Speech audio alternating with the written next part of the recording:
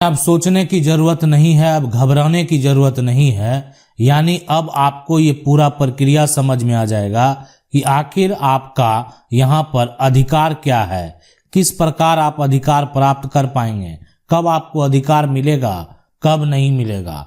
दादा परदादा की जमीन में नया अधिकार और सुप्रीम कोर्ट ने क्या ऐतिहासिक फैसला दिया है, ये भी आपको बताएंगे। देखें, अगर आपके पास भी आपके पूर्वज का जमीन है ना, पूर्वज का जमीन आप जो है एक तरह से उस पर खेती कर रहे हैं, उस पर रह रहे हैं, या उसका खतियान होगा या केवाला होगा। अगर खतियानी जमीन है यानी दादा परदादा, अब हो सकता है कि एक खतियान जो होगा वो पुराना खतियान होगा, पुराना खतियान परदादा के जो पिता है उन्हीं का होगा। उसके बाद वो खतियान जो है आपका दादा और जो छोटे दादा है उनका नाम आ गया। इसमें भी समस्या उत्पन्न हो गया है। बहुत जगह ये समस्या है कि जो एक तरह से बड़े भाई थे उन्हीं का नाम दर्ज हो गया, अब छोटे दादा जो है उनका नाम ही नहीं है। लेकिन छोटे दादा अभी उस जमीन पर यानी जो भाई है वो हिस्सा दिया है, उस पर वो खेती कर रहे हैं, लेकिन जो खतियान पर नाम है ना वो एक तरह से जो उनके बड़े भाई थे उन्हीं का नाम दर्ज है। केवाला है तो केवाला जो एक तरह से लिया गया वो एक यहाँ पर जो बड़े थे या छोटे जो है उनके नाम से ले लिया गया। अब ये जो एक तरह से इनके पिता थे वो जमीन जो खरीदे तो किसी एक बेटा के नाम से जमीन की रजिस्ट्री करवा लिए। अब देखें, इन सभी को लेकर जो है ना आपका क्या अधिकार है इसको आप जरूर जान लीजिए। और सुप्रीम कोर्ट ने क्या कहा ये भी आपके लिए बेहद महत्वपूर्ण है। अब ये जमीन है और इस जमीन पर आप करते हैं खेती। कोई ऐसा जमीन होगा जिस पर आप मकान बनाकर रह रहे होंगे, आपका घर होगा उस पर। अब वो दोनों जमीन पैतृक है, पूर्वज से प्राप्त जमीन है, और वो जमीन का जो टुकड़ा जिस पर आप खेती होता है ना उस पे दादा कह सकते हैं या पिता कह सकते हैं। अब वो जमीन को बेचना चाहते हैं, उनको जरूरत है बेचने का, आप उस पर एक तरह से आपत्ति दर्ज करा रहे हैं, नहीं बेचने देंगे। अब वो लेकिन बेचना चाह रहे हैं, तो इसको लेकर सुप्रीम कोर्ट का क्या कहना है ये भी आप जरूर जान लीजिए। देखें, अगर आपका भी इसी प्रकार का कोई समस्या है तो आप कानून की 99 का जो वीडियो का कमेंट बॉक्स है ना वहां पर आप अपना समस्या लिख सकते हैं। मेरा प्रयास रहेगा कि आपकी समस्या को जल्द से जल्द हल किया जाए। अब देखें यहां पर सबसे पहले कि सुप्रीम कोर्ट का क्या कहना है कि जो परिवार है, कोई भी परिवार है, परिवार का अगर यहां पर देखा जाए तो परिवार का जो कर्ज है ना, कर्ज को चुकाने के लिए अगर कोई भी पिता हो, दादा हो, प्रॉपर्टी को बेच रहा है ना, परिवार का कर्ज लिया गया है ना, पैतृक कर्ज है, वो जो बच्चे जो आज आपत्ति दर्ज करा रहे हैं उसी के भरण पोषण, जीवन यापन, उसी के इलाज के लिए ये कर्ज लिया गया था, इसलिए प्रॉपर्टी बेचा जा रहा है। कोई दिक्कत नहीं है, बेच सकता है, कोई नहीं रोक पाएगा। अब इसके अलावा मान लेते हैं कर्ज के रूप में ये हो सकता है कि बैंक से लोन लिया गया होगा, ये भी तो हो सकता है कि बैंक का लोन होगा। अब लोन को चुकाना है, कर्ज जो बैंक से लिया गया उसको चुकाना है। अब नहीं कोई चुकाने वाला है, कोई भी आय का स्रोत नहीं है, तो पैतृक जमीन को बेचकर चुकाया जा सकता है।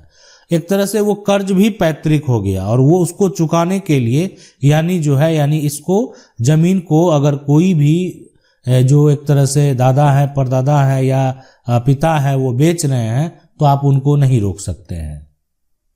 यानी एक पिता को जो है अधिकार ये दिया गया है कि वो जो है स्वतंत्र है प्रॉपर्टी को बेचने के लिए। अब यहां पर देखें, अब ये पिता के द्वारा जो बेचा जा रहा है ना वो बेवजह बेचा जा रहा है, जिसका बेचने का कोई जरूरत नहीं है। तो उस पर जो अगर कोई भी जो है जो बेटा है वो अगर चाहे कि उनके द्वारा गलत किया जा रहा है तब आप जाकर अदालत में जो है ना उसको चुनौती दे सकते हैं। और अगर अदालत में चुनौती देंगे आप अपने जगह पर सही है, आपके पिता के द्वारा जो है इन सभी कारणों के लिए जमीन नहीं बेचा जा रहा है। अब जो भी कारण हो तो उस केस में आप अदालत में चुनौती दे सकते हैं। अब यहाँ पर देखें कि अगर कोई भी जो है ना पिता अगर ये चाह रहा है कि हम अपना एक बेटा को संपत्ति दें और एक बेटे को नहीं दें, तो ये भी नहीं होने वाला है। मतलब पिता किसी एक बेटे को पैतृक संपत्ति नहीं दे सकता है। यानी पिता जो है, अगर ये पिता ऐसा सोच रहे हैं कि जो संपत्ति है, जमीन है, हम एक बेटा को दे देंगे, एक बेटा को नहीं देंगे, किसी कारण बस मतभेद हो या उस व्यक्ति का व्यवहार अच्छा नहीं हो, जो भी कारण रहा हो, तो ऐसा भी नहीं हो सकता है। यानी पैतृक संपत्ति पर दोनों बेटों का समान अधिकार है, और अगर एक पिता के द्वारा ऐसा किया जाता है तो उसका मान्यता नहीं होगा, क्योंकि हिंदू उत्तराधिकार अधिनियम के अनुसार जो है ना, किसी भी व्यक्ति को जो पैतृक संपत्ति है वो उसको जन्म से अधिकार हो जाता है। यानी जिस दिन उसका जन्म हो गया उसी समय से उसका हिस्सा पैतृक संपत्ति में हो गया, यानी उससे वो बाहर नहीं हो सकता। अब है कि वो जो पैतृक संपत्ति है तो जन्म के समय तो वो अधिकार लेगा नहीं, कोई छोटा बच्चा अधिकार तो लेगा नहीं। जब वो बड़ा हो जाएगा तो अपना अधिकार जो है कभी भी प्राप्त कर सकता है। अब बहुत सारे लोगों के मन में सवाल चल रहा होगा, जब हम बड़े हुए सारी प्रॉपर्टी को बेच दिया गया, तो देखें जिस समय बेचा गया आप छोटे थे, तो आपके गार्जियन जो होंगे अगर उनके द्वारा कोर्ट में केस फाइल कर दिया जाएगा तो वो आपका अधिकार जो है ना उस दिन से नहीं जाने वाला है।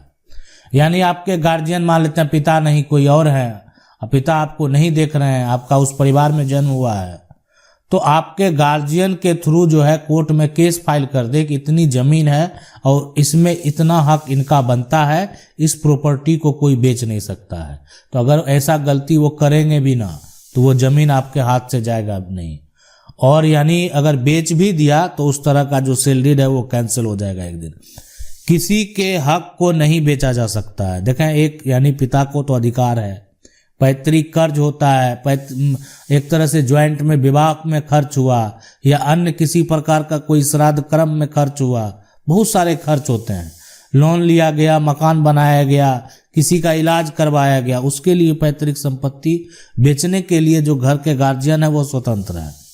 लेकिन उसके अलावे वो अगर बेचते हैं तो कोई भी जो हिस्सेदार है वो अदालत में चुनौती दे सकता है और उनको जो है एक तरह से जो इस तरह का कार्य किया गया उस पर रोक लगा सकता है। अब रही बात कि अगर प्रॉपर्टी का केवाला है, अब मान लेते हैं कि अगर पिता के द्वारा केवाला लिया गया है तो वो स्वतंत्र हैं किसी भी सिचुएशन में उस प्रॉपर्टी को बेचने का, इस पर बेटा का कोई हक नहीं होगा, इसलिए कि अब ये जो प्रॉपर्टी है ना ये पिता ने खरीदा है और ये उनका अर्जित संपत्ति हो गया। अर्जित अगर संपत्ति है तो उनको बेचने का अधिकार उनको है और उस पर कोई भी रोक नहीं लगा सकता है। अर्जित अगर संपत्ति है यानी कोई जमीन पिता के हवाला लिए, वो चाहते हैं कि हम एक बेटे को दे दें, है ना, एक बेटे को दे दें, तो वो स्वतंत्र है देने के लिए, उस पर आप रोक नहीं लगा पाएंगे। वो एक बेटे को प्रॉपर्टी दे सकते हैं और देने के लिए वो स्वतंत्र हैं। आशा करते हैं वीडियो अच्छा लगा होगा। अगर कानून की 99 चैनल को पहली बार देख रहे हैं, सब्सक्राइब करके जो बेल आइकन है उसको जरूर दबा लें। वीडियो अच्छा लगा वीडियो को लाइक जरूर कर दें। मिलते हैं अगले वीडियो में, तब तक के लिए जय हिंद।